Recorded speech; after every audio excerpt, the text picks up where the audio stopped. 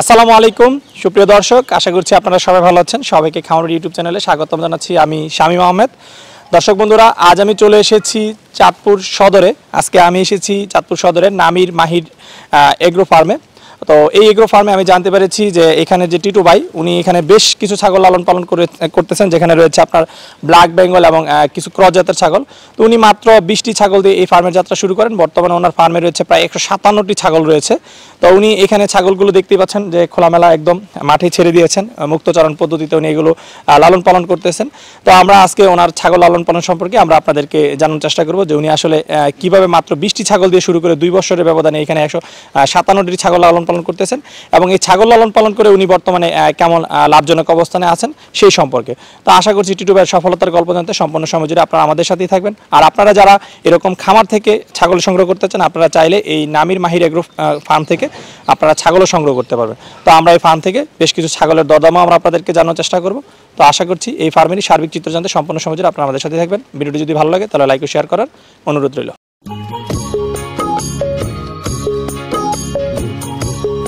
আসসালামু আলাইকুম ভাই, কেমন আছেন? ওয়ালাইকুম আসসালাম। আপনি ভালো আছেন? জি আলহামদুলিল্লাহ ভালো আছি। কি নাম আপনার? আমার নাম মমিনুল ইসলাম টিটু। টিটু, আচ্ছা। তো আমরা দেখতে পাচ্ছি আপনি এখানে খুব সুন্দর একটা ছাগলের খামার গড়ে তুলছেন। কতদিন হলো এই ছাগলের খামারের যাত্রা শুরু? প্রায় 2 বছর। প্রায় 2 বছর। জি। আপনি আগে পেশায় মানে কি ছিলেন বা এখনো কোনো কিছু করেন কিনা? এখনো ব্যবসা করি। এটা ব্যবসা করেন? জি জি। আচ্ছা, ব্যবসার পাশাপাশি ছাগলের খামার। জি জি। আচ্ছা, তো কয়টা ছাগল দিয়ে এই খামারের যাত্রা শুরু করছিলেন? প্রথম তো আমি শুরু করেছি 20টা ছাগল আর একটা পাঠা। 20টা ছাগল আর একটা পাঠা। পাঠা। সেগুলো কি জাতের ছাগল ছিল? এগুলা ছিল হরিয়ানা ক্রস ছিল, যমুনাপাড়ি ছিল, ব্ল্যাক বেঙ্গল ছিল। আচ্ছা, বিশেষ করে ব্ল্যাক বেঙ্গলই তো আমাদের এই এলাকায় মাংসের জন্য একটু ভালো। এই জন্য আমরা সাধারণত চাহিদাও বেশি। বছরে 2বার বাচ্চা দেয়, 2টা করে 4টা বাচ্চা পাওয়া যায়। এই জন্যই ব্ল্যাক বেঙ্গল বেশি আশা করে, আর এখানকার মানুষেরও চাহিদা, সেই হিসাবে আমি ব্ল্যাক বেঙ্গল বেশি উঠাইছি। আচ্ছা, তো আপনি যে সেই হিসাব করে ব্ল্যাক বেঙ্গলটা উঠাইছেন, কিন্তু এখন আমরা অনেকেই দেখতেছি বা শুনতেছি যে তারা বলে যে আসলে ছাগল যদি পালন করি খরচ তো একই, কিন্তু উন্নত জাতের বাচ্চা নাকি অধিক দামে বিক্রি করা যায়, সেজন্য সেটাতে লাভ বেশি। তো সেই দিকে না যদি আপনি ব্ল্যাক বেঙ্গল পালন করতেছেন, এটা আপনি কি বেশি লাভজনক না কি মনে হয়? অবশ্যই ব্ল্যাক বেঙ্গল বেশি লাভজনক। আচ্ছা, কারণ বছরে 2বার বাচ্চা দেয়। আমার এখানে ম্যাক্সিমাম ছাগল আছে 3টা বাচ্চাও দেয় একবারে। বছরে আমি 6টা বাচ্চা পাই। আচ্ছা, ঠিক আছে। আর এগুলা খাবারের জন্য, খাসি ছাগল বা বরকিও যদি খাবারের জন্য নেয়, মাংস গোশ অনেক ভালো, সুস্বাদু। কিন্তু এই বড় এমনি যমুনাপাড়ি বা বিটল এগুলা কিন্তু দেখতে ভালো, দাম বেশি, কিন্তু বছরে বাচ্চা দেয় একটা, ম্যাক্সিমামই একটা বাচ্চা দেয়। আচ্ছা আচ্ছা। যার জন্য আপনি যেহেতু ছাগল বাচ্চা বেশি দেয় এবং সেজন্য শুরু করছেন এটা, নাকি যে শিখার জন্য প্রথমে অনেকে তো আছে যে শিখার জন্য দেশি এবং ক্রস জাতের ছাগলগুলো দিয়ে শুরু করে, তারপর শিখার পরে উন্নত জাতের দিকে আস্তে আস্তে যায়? এই ধরনের কোনো চিন্তা ভাবনা আছে যে পরবর্তীতে আপনার উন্নত জাতের ছাগল লালন পালন করবেন কিনা? অবশ্যই। আমি তো এটা মানে আমি এটা ব্যবসা হিসাবে নিছি। আমি যেহেতু আমি চাই আমার দেখা দেখি আশেপাশে যারা আছে সবাই যাতে এই ধরনের চাষ শুরু করে। কারণ ম্যাক্সিমাম আমার এই এলাকার শিক্ষিত বেকাররা আছে, তারা বেকার।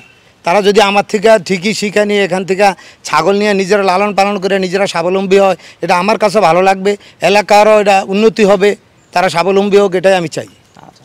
শুরু তো করছিলেন 20টা ছাগল দিয়ে। জি। এখন বর্তমানে আপনার ফার্মে কতগুলো ছাগল? এখন প্রায় আমার আছে 157টা ছাগল। 157টা? জি। আচ্ছা, সবগুলো কি এখানে?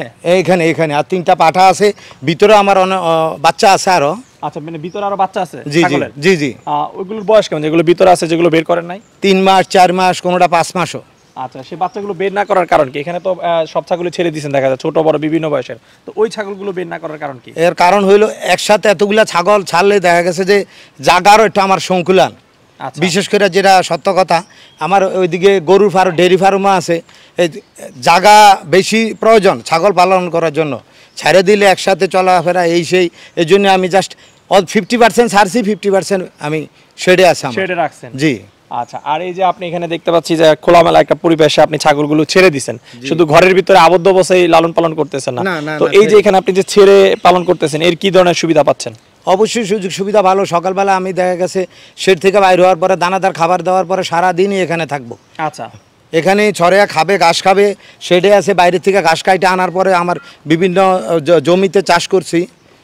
আচ্ছা, ঘাস চাষ করছি, ওইখান থেকে লোকজন আছে আমার কাইটে নিয়ে আসে, তারা কাইটা নিয়ে আসে, এই যে ট্রের ভিতরে ঘাস দিয়ে দেয়, ওইখানে ট্রে আছে, ট্রেতে ঘাস দিয়ে দেয় 3 বেলা ঘাস। তো আপনার কি চাষ করা না, এগুলো মানে লোকাল ঘাস?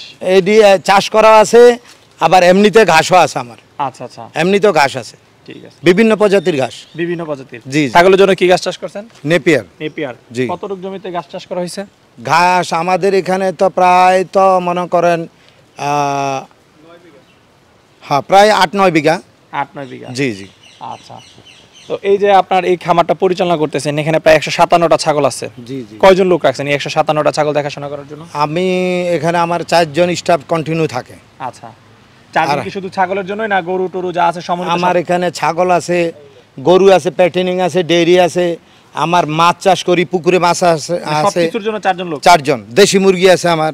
আচ্ছা আচ্ছা, এই সমন্বিত খামারের জন্য 4 জন লোক এখানে কাজ করতেছে? জি জি জি। আচ্ছা, তাহলে ছাগলের জন্য আলাদা ওরকম মানে হিসাব করা হচ্ছে না যে এখানে কয়জন লোক? না না না না। আচ্ছা, তো এই যে শুরু করছিলেন 20টা ছাগল, সেই তখন কোথা থেকে সংগ্রহ করছিলেন ছাগলগুলো?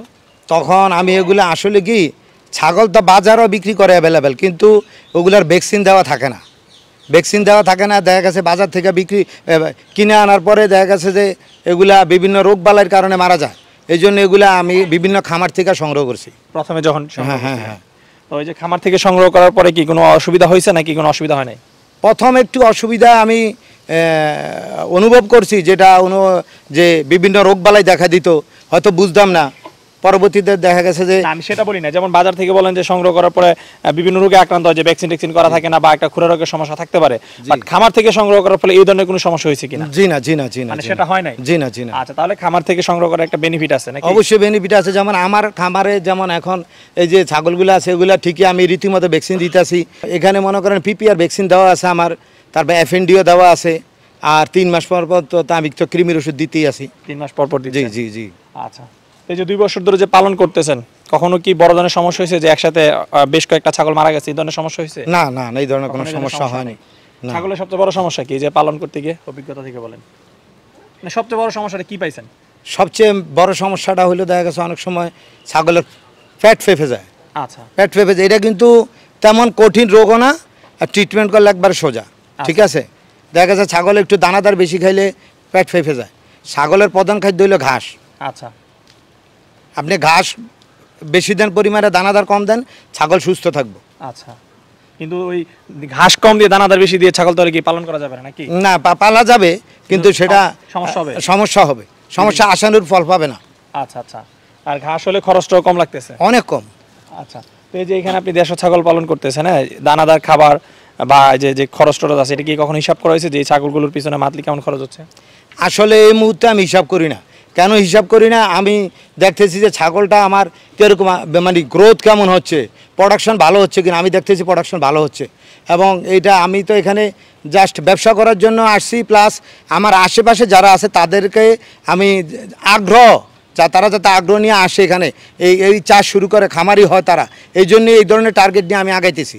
আচ্ছা, তো এই যে এখান থেকে যে ছাগলের বাচ্চাগুলো পান, হ্যাঁ, এগুলো আপনি কোথায় বিক্রি করেন? হাটে নিয়ে বিক্রি করেন না খামার থেকে? না, আমার খামার থেকে এসে নিয়ে যায়। খামার থেকে? জি জি, খামার থেকে এসে নিয়ে যায়। কারণ এখানকার মানুষজন আগে অনেক বোকা ছিল, এখন আল্লাহ দিলে অনেক চালাক। তারা বাজার থেকে কোনো মানে যেই ছাগলটা 7,000 টাকা, সেই ছাগলটা যদি বাজারে 3,000 বিক্রি করে, কেউ নেবে না, কারণ ওইখানে ভ্যাকসিন দেওয়া নাই। আচ্ছা, নিবে বালা, বাড়িতে যাই দেখবো পরের দিন সকালে নাই। আচ্ছা, যার জন্য এখন খামার থেকে সবাই কিনে মোটামুটি? খামার থেকে সবাই কিনে। আচ্ছা, তো আপনার এই যে ফার্মের বাচ্চা মানে কখন বিক্রি করেন? মানে প্রতি মাসে বিক্রি হয় না 6 মাস পর পর বিক্রি করেন? মানে কখন বিক্রি হয়? বিশেষ করে আমি 6 মাস পর পরই বিক্রি করি, কারণ আমার নতুন প্রোডাকশন আসে।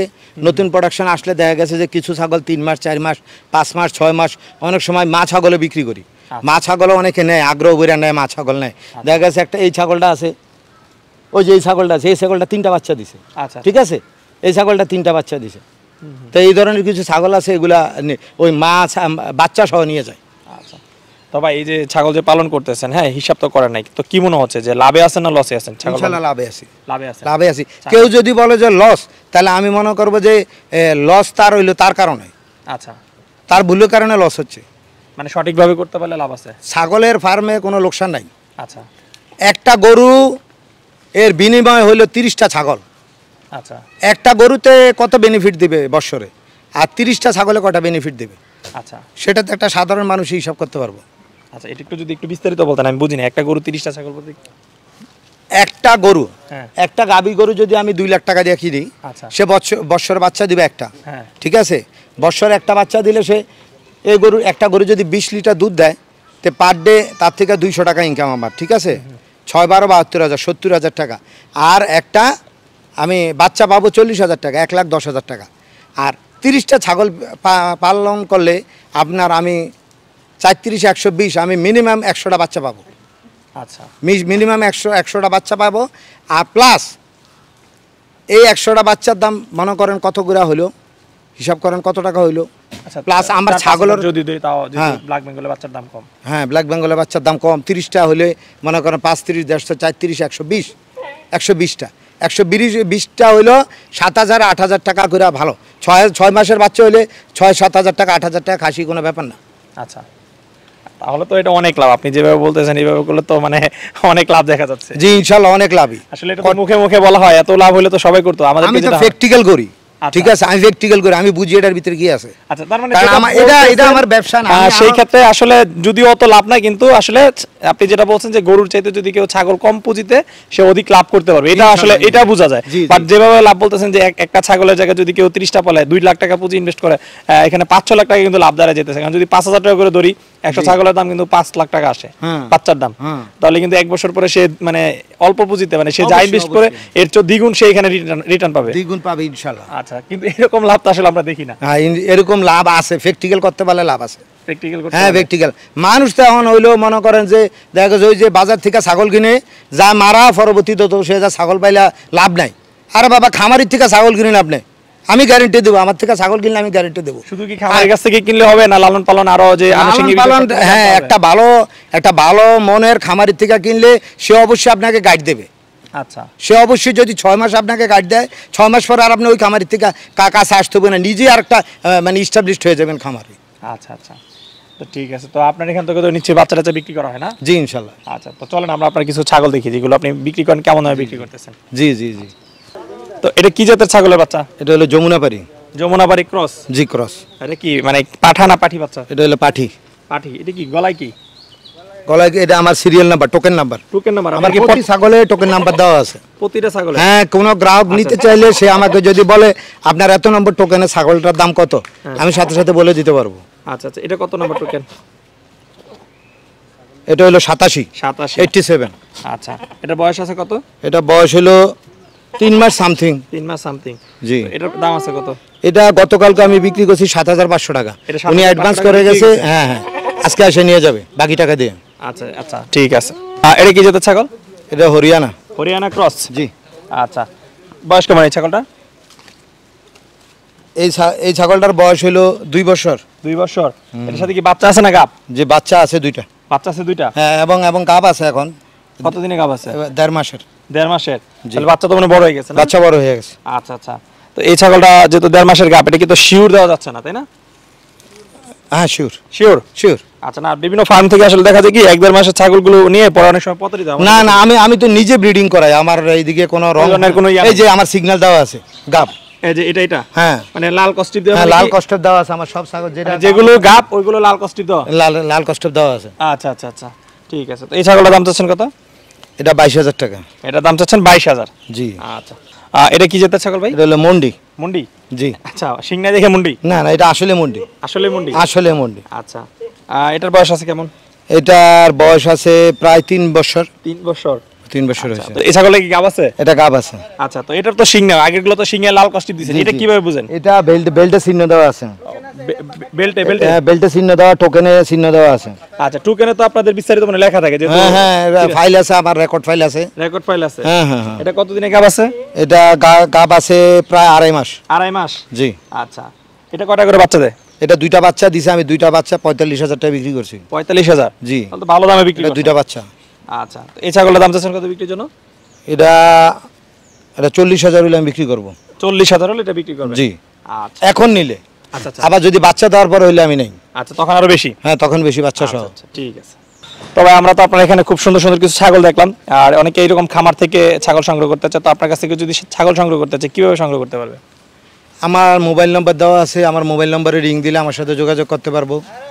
যোগাযোগ করে, হ্যাঁ, সে যদি প্র্যাকটিক্যালি আইসা দেখতে চায় দেখবে। আচ্ছা, দেখা দাম দাম করে সে নিতে পারবো আমার খামার থেকে। তো টিটু ভাই আপনার এই খামার নিয়ে ভবিষ্যৎ পরিকল্পনা কি? ভবিষ্যৎ পরিকল্পনা আমার তো খামার তো মাত্রই শুরু করলাম আমি, আজ 2 বছর, ইনশাল্লাহ করব, এটা চালিয়ে যাবো, এই ব্যবসা আমি করবো ইনশাল্লাহ। আচ্ছা, কারণ এটার ভিতরে কোনো পিছু টান আমি দেখি না। আচ্ছা, মানুষ দূরের থেকে বলে যে এটাতে পিছু টান আছে, আমি এটাতে কোনো পিছু টান দেখি না। আচ্ছা, আচ্ছা। তো যেহেতু আপনি বেশ লাভে আছেন ছাগল পালন করে, যার জন্য এটা নিয়ে ভবিষ্যৎ আরো সুদূর পরিকল্পনা রয়েছে। জি জি জি জি। আচ্ছা, তো ঠিক আছে টিটু ভাই, আপনার সাথে কথা বলে খুব ভালো লাগলো। আপনার ভবিষ্যৎ সফলতা কামনা করে আজকের মতো বিদায় নিচ্ছি, ভালো থাকবেন। আপনাকেও ধন্যবাদ, অনেক কষ্ট করে এসেছেন সেই চাঁদপুরে অনেক দূর থেকে, আপনাদের সবাইকে ধন্যবাদ। জি, আসসালামু আলাইকুম। ওয়ালাইকুম আসসালাম।